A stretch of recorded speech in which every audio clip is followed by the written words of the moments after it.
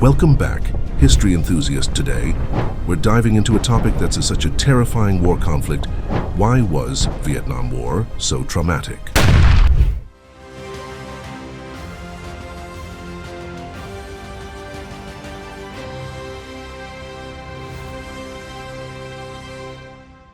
One, Introduction to the Vietnam War.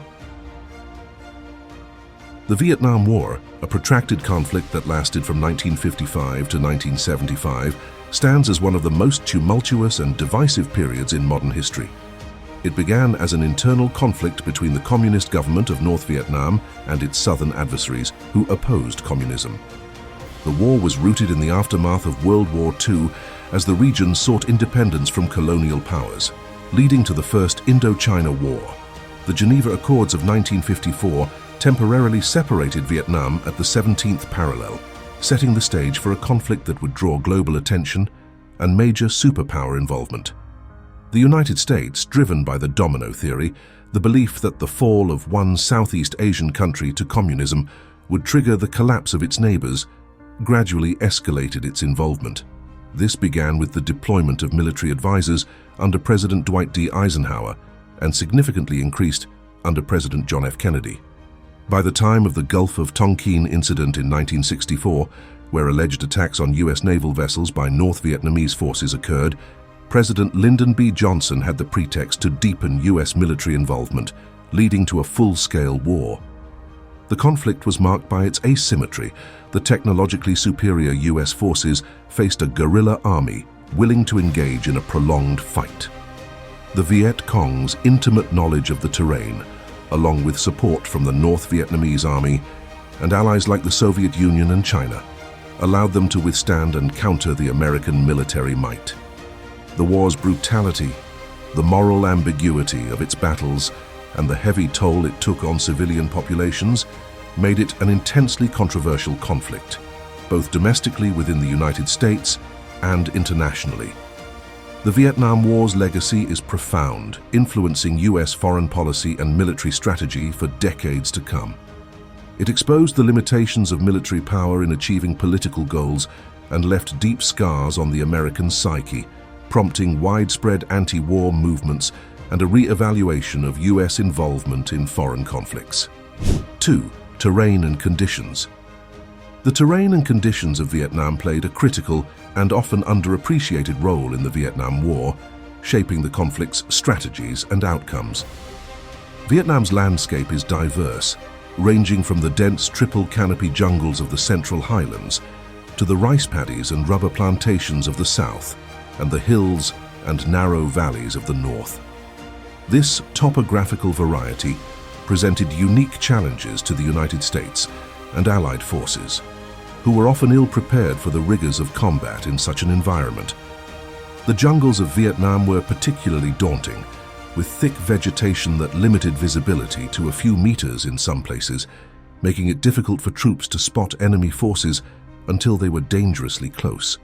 The dense foliage also impeded air reconnaissance and restricted the use of heavy equipment, nullifying many technological advantages that U.S. forces typically relied upon. The terrain favored the guerrilla tactics of the North Vietnamese Army, NVA, and the Viet Cong, who used the jungle to their advantage, employing hit-and-run attacks, setting booby traps, and disappearing swiftly into the underbrush. Moreover, the climate added to the hardships faced by soldiers. Vietnam's weather is characterized by high humidity and heavy rainfall, particularly during the monsoon season, which could last for months. The monsoons turned the ground into a quagmire, hindering troop movement and causing equipment to fail. The wet conditions also led to a host of tropical diseases such as malaria and dengue fever, which sapped the strength and morale of the troops. The rivers and deltas of Vietnam, while picturesque, were another tactical hurdle. They served as critical supply lines for both sides, but were also ambush hotspots. The Mekong Delta, with its intricate network of waterways, was especially notorious for guerrilla warfare, with the Viet Cong utilizing small boats to move undetected and launch surprise attacks. In the urban areas, the war took on a different character, with house-to-house fighting and the challenge of distinguishing between civilian and combatant. The infamous Tet Offensive of 1968 saw the Viet Cong and NVA conducting a series of surprise attacks on cities across South Vietnam, including the capital, Saigon, which demonstrated the war's unpredictable nature and the difficulty of securing urban centers.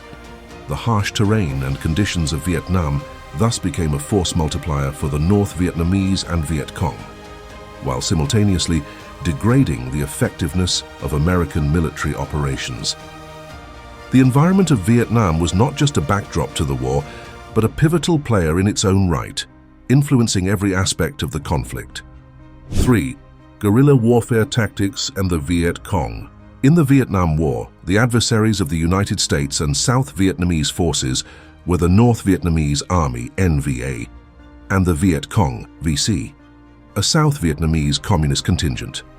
The North Vietnamese Army and Viet Cong approach to warfare was deeply rooted in guerrilla tactics, informed by historical resistance against colonial powers, and adapted to the challenges posed by a technologically advanced foe.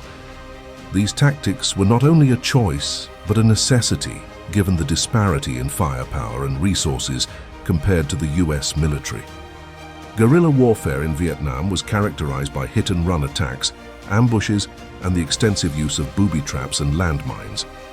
The Ho Chi Minh Trail, a complex network of jungle paths that ran from North Vietnam through Laos and Cambodia to South Vietnam, was a vital artery for transporting troops, supplies, and information, enabling the North Vietnamese Army and VC to sustain their operations despite heavy bombing campaigns. The Viet Cong's use of the terrain was ingenious. They constructed elaborate tunnel systems, like those at Cu Chi, which included living quarters, storage facilities, and operational headquarters, allowing them to survive and coordinate operations underground. These tunnels were often booby-trapped and could be nearly invisible to the untrained eye, making them deadly traps for US and South Vietnamese soldiers. The guerrilla tactics also extended to psychological warfare, with the Viet Cong employing propaganda and terror tactics to intimidate South Vietnamese soldiers and civilians alike. They aimed to undermine the morale of their enemies and erode support for the war effort. The Viet Cong ability to blend in with the civilian population made it incredibly difficult for US forces to identify combatants, leading to a situation where anyone could potentially be the enemy, further complicating the American military engagement. The Tet Offensive of 1968 was a quintessential example of the shock and awe that guerrilla tactics could achieve.